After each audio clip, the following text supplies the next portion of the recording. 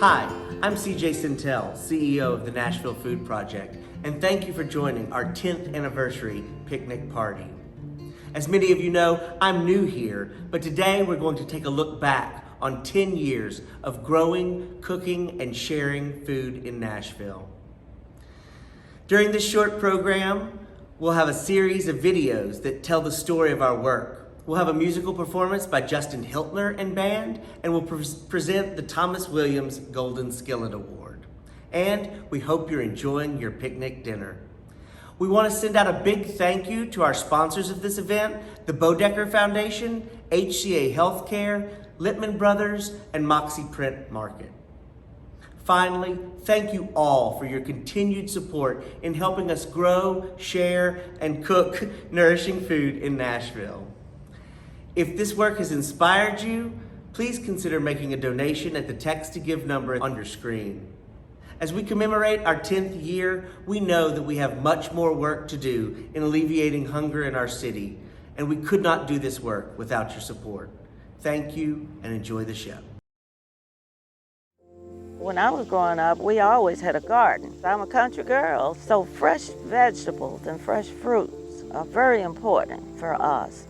So we wanted to give those things also to the elderly people who live in the neighborhood.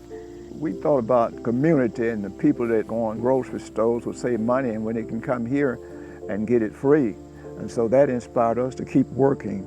Some of the people in the neighborhood wanted to know how could they plant them or maybe a tomato plant or something like that. And so that helped the community. Those people are so happy to know how a garden really grows and how it's to be taken care of. Not only that, inspired us to continue to learn how to garden ourselves. I didn't know nothing about gardening, but I've learned quite a bit now since the Nashville Food Project's come in here. They're just very friendly and lovable and seem to care about us and the garden, so we're proud to be part of it.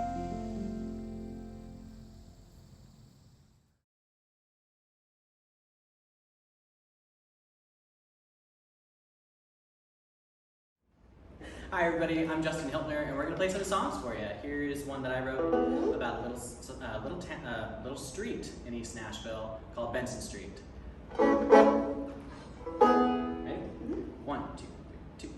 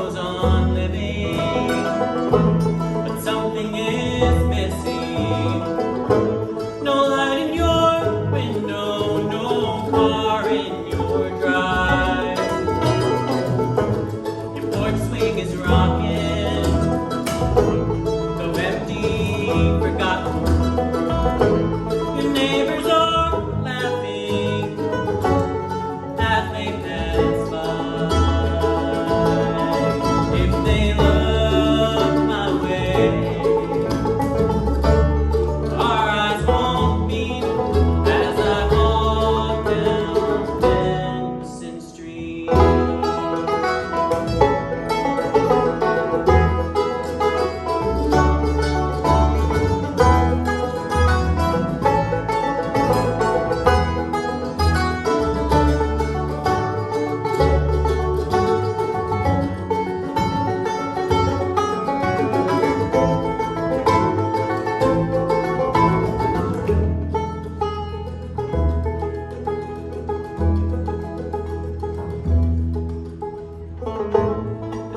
silence between us keeps calling me back here.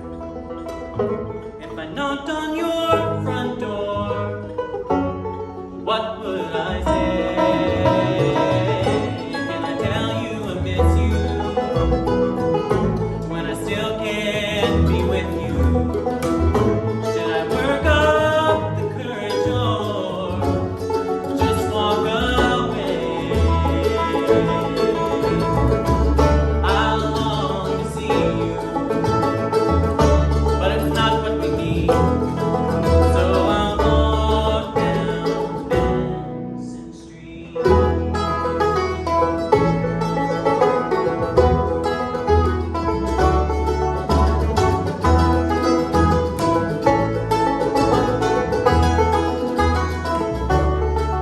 I'd give anything to see you, but it's not what we need. So I'll walk down Benson Street.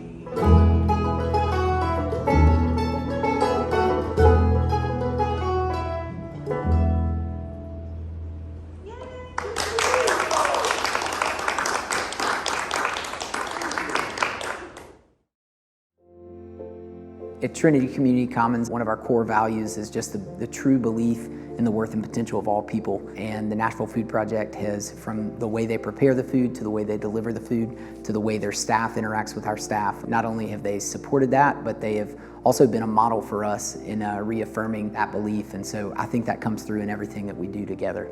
The weekly meal that we created together is really the cornerstone path of access for our community. It has become the place that our community has gotten to know each other. It's been a place where we've dismantled walls and barriers and built bridges between a lot of really unlikely people. Really quickly, we understood that people were not only craving nutrition, but they were also craving a way to connect with each other. And so the rest is history. We've done that together pretty much every week for 6 or 7 years.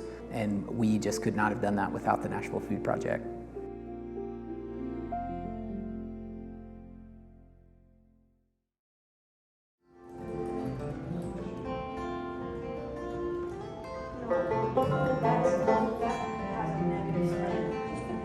So here's a song that I wrote because this honestly, working with the Nashville Food Project makes a lot of sense on a lot of levels, not just because I believe in community and I believe in food-centered solutions to the climate crisis, but also because I've spent a lot of blood, sweat, and tears on my own garden this year.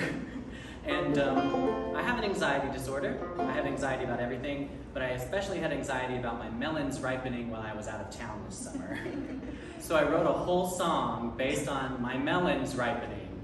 This one's called Muskmelons, and it's really about anxiety, but it sounds like it's about melons.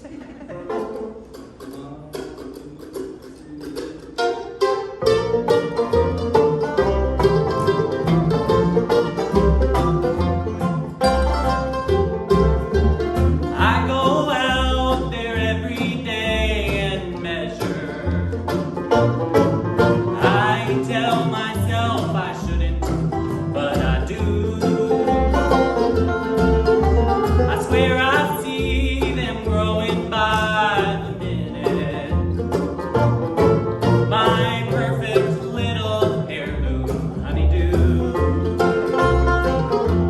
If my melons ripen while I'm off to ramble, if the corn stalks weigh down heavy with the beans, and their ears with silken hair hang down like weeping, I'll return to fields and furrows gone to fallow.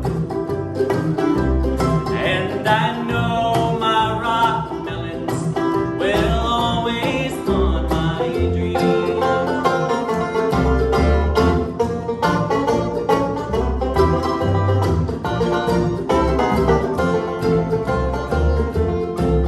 And though I knock so gently, no one answers. Not my knocking or my questions, neither nor. The watermelons only watch and dangle and laugh to think they'll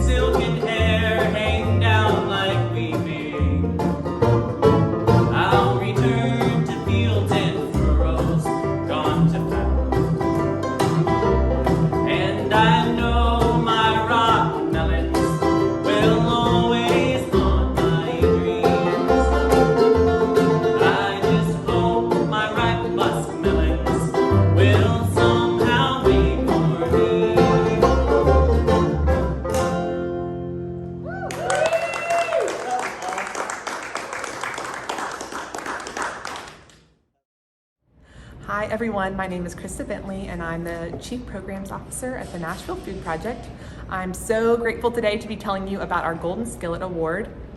We've given this award every year since 2017, the first of which went to Thomas Williams, who has been an incredible supporter of our work for many years and actually helped us found Nourish. We gave him that award to honor his incredible commitment and also to honor his golden heart. So we're so excited this year to give this award to Joe Hodgson, who we fondly call Apple Joe. Joe retired a few years ago from a landscape architect firm that he ran in Nashville and has planted an orchard to benefit the Nashville Food Project. So each year we receive thousands and thousands of pounds of apples from Joe and his family. We also have benefited incredibly from his skills as a landscape architect. He's been a huge inspiration for our build out of the Mill Ridge site for our garden program. So thank you so much, Joe, for everything you've done for the Food Project. We're so incredibly grateful for you. And here's a quick clip of Joe getting this award from our chef director, Bianca. Thanks, everybody. Okay, we're gonna go surprise Apple Joe. Let's go do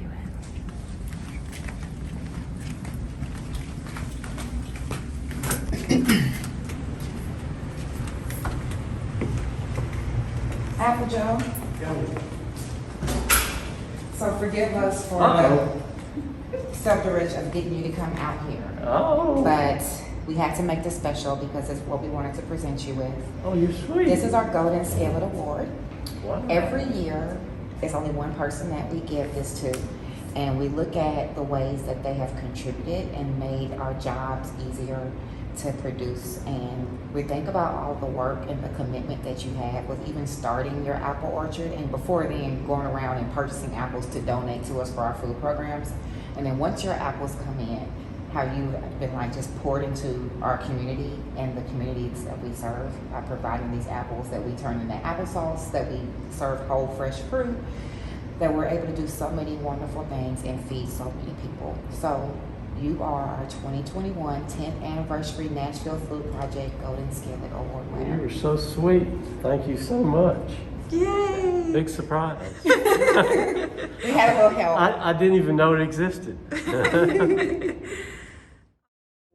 After the flood of 2010, one of the water reservoirs in Nashville was flooded, and the city asked us if we would make hot meals for the employees so that they could work around the clock to maintain the working water reservoirs. So that's how we got started making hot meals. Once we saw that we could make a hot meal and deliver it, and it worked just beautifully, that became the norm, to make hot, nutritious meals that we would serve our own families. And we've been doing that ever since. Whether we're working in the garden or working in the kitchen, everybody's behind the mission. And we work together, and just like you would in a kitchen at home, we laugh and tell stories. It's a wonderful feeling of community. And there's just this joyfulness that you're working together for the common good. We're nurturing ourselves, we're nurturing each other, and we're nurturing the greater community of Nashville.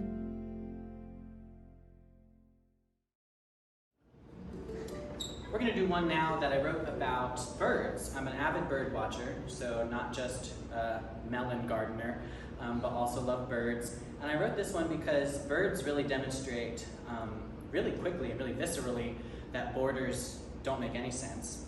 And borders don't really have a lot of practical use in modern times, but they still matter a lot for some reason. And so I was thinking about swallows, and I was thinking about how swallows are one of the first birds that come back every spring. And we take them for granted because someday they might not come back. And that analog definitely applies in a lot more situations than just birds. This one's called Migrant. 1, 2.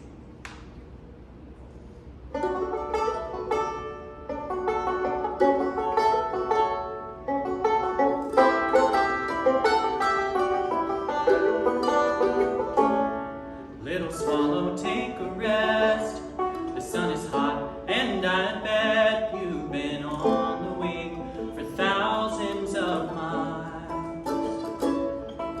With every frantic breath, your heart's put to the test, but determination drives you all the while.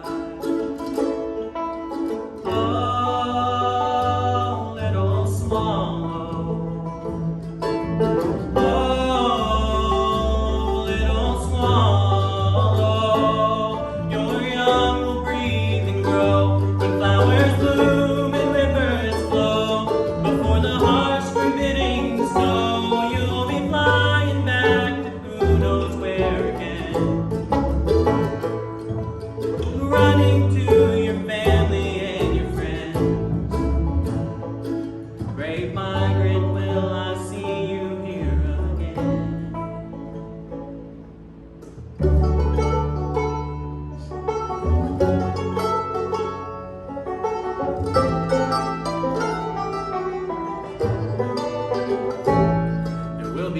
tables, lights and nets, winding garden fence, but only earth and sky can hold you in. You'll follow the wild call, unafraid to risk it all, for who can claim a living, breathing land? Oh, little swallow. Oh, little swallow. Your young will breathe and grow when flowers bloom and rivers flow. Before the harsh forbidding snow, you'll be flying back to who knows where again. Running from the famine, from the pain. Brave migrant, will I see you here again?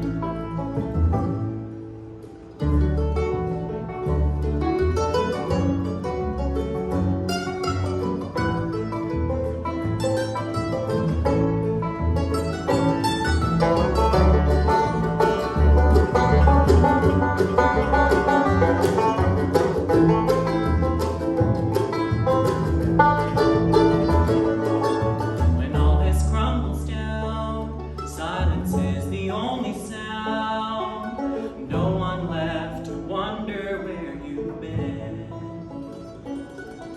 Will you be up above?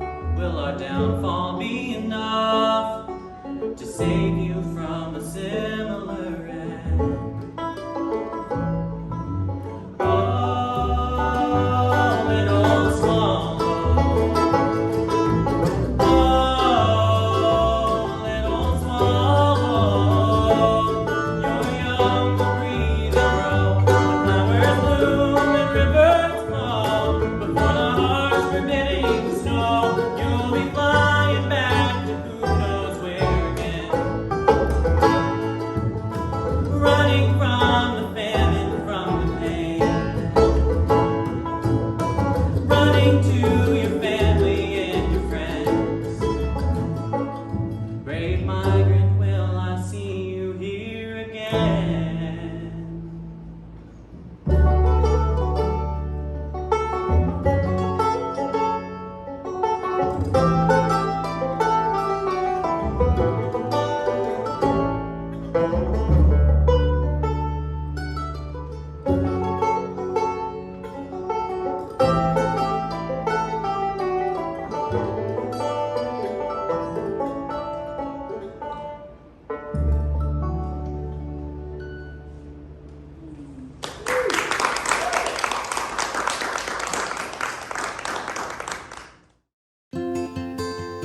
When I think back to those early years, what comes up for me is just the extreme amount of scrappiness that we had. Our confidence was just so strong. We just believed that we could do it. And when I think back on how little plan we had or how little money we had, just how much we believed in what we were doing. And I think that that really guided us and kept us going in so many ways. Part of our values is to use everything and waste as little as possible. So I always feel so proud of the food that we share, and I think food recovery is a huge part of that, because the type of food that can be recovered with a little ingenuity and a lot of hard work is actually really excellent produce, breads, meats, all kinds of things. And I think we're really proud of not just the amount of food that we're able to share, but the quality of that food as well. Every single person who's been part of this, they had their own role to play and their own reason. For some people, going out into the community and sharing the meals, that is like what they're all about. And that's exactly what they want to be doing. That's how they want to spend their volunteer work with the Nashville Food Project. For others, maybe they're an excellent cook, and there really are so many different ways to hook in to this work in a way that is meaningful. There really is a need for every single one of us to show up. We all have something to share, and I think that's what I love about the Nashville Food Project, is that there are these invitations and opportunities to share the gifts of our specific life. I just love that there's not this one specific way. I have learned from many, many friends and people along the way of how to stay hopeful in the midst of pretty unbelievable hardship. And I see the hope in the work we do. But hope without being grounded in the devastating realities so many, even here in our own communities, are facing is almost meaningless. And so speaking about what we hope for is the most meaningful when we also talk about what we are trying to change, what we believe we are capable of changing, what we witness having changed in positive ways. And we individuals and we communities, we are capable in this moment of making change for good.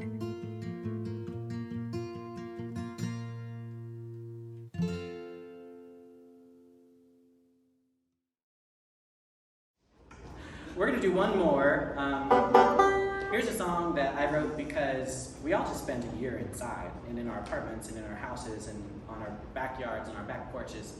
And I think a lot of us, especially those of us who are touring musicians, realize maybe for the first time in our lives that there is so much value in stillness and there is so much value in nothingness.